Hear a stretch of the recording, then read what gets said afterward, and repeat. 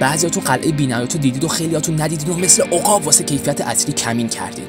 به زودی هممون میفهمیم که چرا زنیسوی کله خر توی یه لحظه تا این حد تغییر کرد.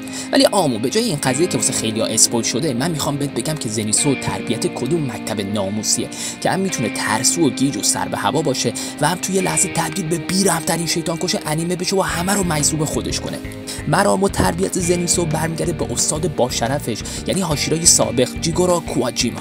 جیگورو تاثیر عمیقی رو شخصیت زنیسو داشته، نه فقط به این دلیل که فنون رزم و سبک تنفس رعد برق به زنیسو آموزش داده. علت اصلیش اینه که زنیسو پدر نداشته و مامانش هم غرق بدهی و بدبختی بوده و بیشتر از اینکه بتونه از زنیسو حمایت کنه، اونو توی هزار تا دردسر کوفتی انداخته.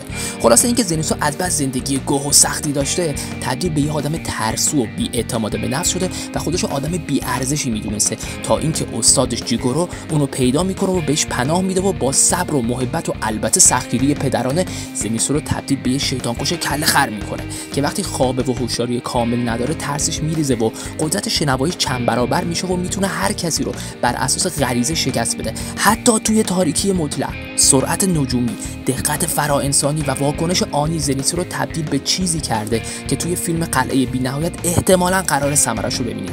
لایک و ساب یادت نره آمو.